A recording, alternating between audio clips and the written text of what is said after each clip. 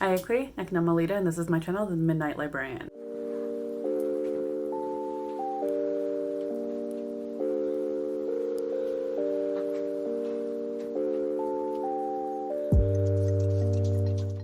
Today I will be talking about my December TBR. Okay, so I mentioned before that you will not be seeing seasonal reads from me in terms of the holiday season. I don't like Hallmark movies. I don't like cheesy, Christmassy romance books. I'm not a big fan of romance anyway, but I particularly don't like holiday themed books at all, particularly when it comes to Christmas. I have a weird relationship with Christmas. I love the traditions. I love the family traditions. I love the gift giving and the decorations to an extent, but ultimately it really just feels like a capitalistic holiday that has gorgeous, gorgeous roots. December, I'm excited for it, and the weather's getting colder, and despite living in a rainforesty type environment for all of my life, I have yet to figure out how to properly dress for it. So I'm still feeling a little spooky-ish, so we'll see. But at the same time, I'm wanting to mood read, mostly because I've been doing readathons for a couple months now. I'm getting a little tired of it. I would like to break that structure and just kind of mood read. I think that would be beneficial to me, and who knows if that'll extend into January or not, because I tend to overthink my reading for the beginning of the year, thinking that'll reflect my year. But we'll see how that goes.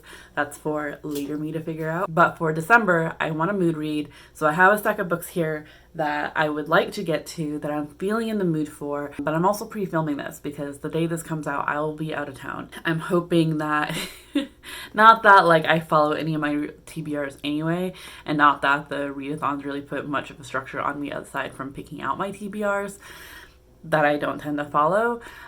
But it's still fun to just kind of create these and yeah, just kind of give you a kind of a perspective of what my mindset is now when it comes to reading. So I feel like a lot of these I've had on TBRs before, and I feel like there's like this sense of wanting to kind of wrap things up nicely for the end of the year. So my first one is The Galaxy and the Ground Within by Becky Chambers. This is the fourth and I believe final book, I'm not sure, of the Wayfarers series. Would like to finish the series this year, mostly because I don't think I've finished any other series this year, and that was one of my goals. Whoops. So I would like to at least finish one, and I have so far really enjoyed this one. The first book was my favorite. Second book was not bad. Third book was the weakest in my opinion. I'm interested to see where the fourth book goes, and basically this series is more of a companion series. You don't necessarily need to read them in order, but at the same time, the events of each book corresponds with the events from the previous book, as well as like we kind of get a sense of we follow like different characters in each book. We kind of sort of meet them in books. So like book one, we meet the characters that are being focused on in book two, and book three, we had kind of knew about a couple of the characters for book one. So I'm interested to see where this one goes. I have no idea what the synopsis is. I don't want to know. I just want to know, I just want to go into it. I know that this is a couple people's favorite series here on BookTube. Steph comes to mind. However, I have some thoughts, and I want to wait to tell you about them and give you a full series review once I'm done. And also I want to confirm if this is the last one, because I think originally everyone knew that this was a trilogy, but this one kind of threw us for a loop. So I apologize if you can hear some light snoring in the background. If you can't quite see her, my cat is asleep in another computer chair behind me, and she has quite the nose. She has a good snore going on. Sticking with the space theme as well as books that I've had on my TBR before, I would still like to get to The Martian by Andy Weir. I have watched the movie. This has been on a TBR before, and I wasn't able to get to it. But if it's anything like the movie, I don't think I've actually read the synopsis. Basically, we are following astronaut Mark Watney, who became one of the first people to walk on Mars, and maybe the first person to die on it. An accident happens. His crew had to leave. They thought he was dead because of this accident, and end up leaving him there with no way to get off or really communicate with NASA back on Earth. So It's kind of about him just surviving Mars, and kind of, like I said, I don't know for sure if it's completely like the movie, but I've heard good things about this, particularly on YouTube. So I'm curious to see where I fall. I also really like that cover, and I really actually enjoyed the movie. It was a little stressful the first time I watched it, but after knowing what happens and everything, like, mostly because I don't like space movies that have to deal with like aliens. So I'm not a huge fan of aliens or predators. I'm also not a fan of, what's it called, Red Planet. I believe that Val Kilmer was in that, where like there is like an AI that turns against you, or there's bacteria that ends up killing you. I don't like it. But this one I feel like was stressful on its space is stressful on its own. Putting some kind of like scary thing to kill you outside of space is hoping to get to this. Speaking of things that will kill you, I also want to read The Illness Lesson by Claire Beams. This is Claire Beams' debut novel, and I absolutely love this cover. It's textured and it looks like embroidery, so it's really fun. But this also deals with some kind of epidemic. So we are following Samuel Hood and his daughter Caroline, that promise groundbreaking education for young women. But Caroline has some misgivings when a flock of red birds, comes through. Caroline seems to be the only one that finds them unsettling. And then mysterious symptoms start showing up in the students. Caroline pleads with her father to warn the parents, but not wanting to have the school, not wanting to forfeit the school. Instead, her father goes to a known physician known for his questionable treatments of women. And so it's up to Caroline, as her own body begins to fail her, to protect her wards. So this sounds really interesting. It sounds really creepy. We also have Find Me by Anne Fraser. This one is following a convicted serial killer, Benjamin Fisher, who has finally offered to lead San Bernardino's detective Daniel Ellis to the isolated graves of his victims. The one catch is that he'll only do it if FBI profile Rennie Fisher, his estranged daughter, accompanies them. That's all I know. That's all I want to know. Another cover that I really enjoy, and usually when we start getting into the colder months, for some reason, I'm really more open to, like, I'm still in the spooky season for me, still there, but we're going into less of a creature feature and more into true crime, or like serial killers or kidnappers or something like that. So speaking of spooky though, my next book that I would like to get to is When No One Is Watching by Alyssa Cole. This I actually don't know much about. I know it's about gentrification. I know that we're following a young woman whose neighbors are disappearing and her neighborhood is being gentrified. That's all I really know, but like, I've heard good things. I recently just got this, so I'm pretty interested in it and would like to get to it. Next, I have two books that I don't typically gravitate towards. Well, one I do, but I don't typically put it in my TBR. So nonfictions tend to be kind of random, depending, like, so in terms of my reading, it's just kind of whatever fancies me at the time and whatever's available through Libro. However, The Secret History of Weather by Tristan Gooley, how to read signs in every cloud, breeze, hill, street, plant, animal, and dewdrop. I did start reading this in November while listening to it through Libro, and I had to put a pause on it because there was so much to it that I feel like it would be an easier physical read. So I would like to get to this one in the month of December. It also has like diagrams that I think would help me better understand some of what Tristan Gooley is trying to say. When it comes to weather itself, I would like to just kind of get to know it a bit better. And I feel like December is a really good month for it.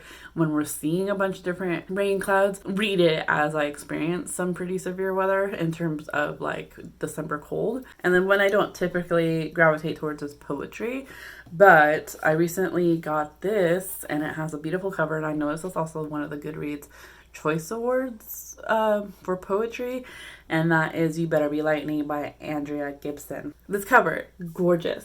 Love it. Absolutely love it. So this is Andrea Gibson's most recent poetry collection. I know that they are a slam poet, I believe. One of my friends really enjoyed their work when we were in high school. And I remember constantly being sent like YouTube videos of their performances.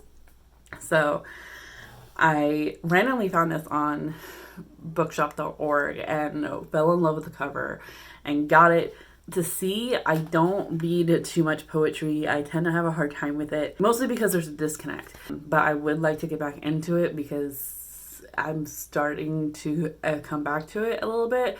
But when it comes to other people's writing, in terms of poetry, there's, I feel like, an also disconnect, because it's one thing to listen to them, particularly a slam poet, like perform, but there's a lack of understanding in terms of emotion and emphasis in poetry when it comes to reading it. And that's one thing with like Elizabeth Acevedo's writing, is that I love listening to her read her books in verse, because then I get those emphases and I get those emotions, because Elizabeth Acevedo is performing it for us as a narration. Very personal.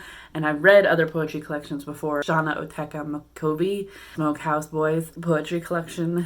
There was a disconnect because I didn't quite understand the perspective she was coming from, when as she was essentially, her poetry was about living on the reservation and her experiences with that. I have very little experience living on a reservation, and also grew up in a different time, so there's that disconnect. And that's very personal, and it's like, it shouldn't, I wish it didn't affect how I absorb poetry, but it does. So I'm interested in reading this, giving it a try. That, and I have a lot of books on my TBR already, and this is nice and short. So another one I would like to get to is A Dark and Hollow Star by Ashley Shuttleworth. I think I had this. Oh no, what the heck is that? I had this on another TBR, didn't end up getting to it. This is a bit of a chunky monkey. Just over 500 pages. Something to do with fairies. There's 8 courts of folk that have lived among us, concealed by magic and bound by law to do no harm to humans. This arrangement has long kept peace in the courts until a series of gruesome ritualistic murders rocks the city of Toronto and threatens to expose fairies to the human world. 4 queer teens, each holding a key of the truth behind these murders, must form a tenuous alliance in their effort to track down the mysterious killer behind these crimes. That's all I really want to know. Another cover that I really enjoy, particularly those wings. Love it. So really interested in this. As you can probably tell, I'm in like a weird space of like wanting a bit of spooky, wanting a bit of true crime, wanting a bit of space, wanting a bit of fairies. Like I said, moody reading.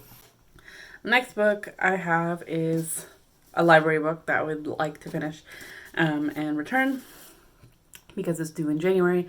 I'm sure I have others that are due in January, but this one's the one that stood out to me. But that is Some Kind of Happiness by Claire Legrand. I have another book of hers, Sawkill Girls, that I have yet to read. I know that she's written a bunch of other stuff. This is one of her backlist titles from 2016. And I believe it's a middle grade, which I believe she's more YA now. But things Finley Hart doesn't want to talk about. Her parents, who are having problems, but they pretend that like they're not, being sent to her grandparents' house for the summer, never having met said grandparents, her blue days when life feels overwhelming and it's hard to keep her head up. That happens a lot. Finley's only retreat is the Everwood, a forest kingdom that exists in the pages of her notebook, until she discovers the endless forest behind her grandparents' house and realizes the Everwood is real and it's in trouble. With the help of her cousins, Finley sets out on a mission to save it, but as the mysteries pile up and Finley's reality and fantasy start to collide, she realizes that if she wants to save the Everwood, she must first save herself. And this felt like a very moody read to me, on darker topics. I mean, it's another gorgeous cover with like the gold foil. So, and I believe, was it San Bernardino that loaned this to me? The Penfield Library. Oh no, it was New York. And it's Oswego, New York. So thank you so much to them for sending it my way. So these are the books that I hope to get to in the month of December at the moment. Like I said, I'm pre-filming this. This is what my current mood is. Who knows what will happen when December actually shows up and what my mood is then. Yeah, if you've read any of these, let me know your thoughts down in the comments down below. Please no spoilers.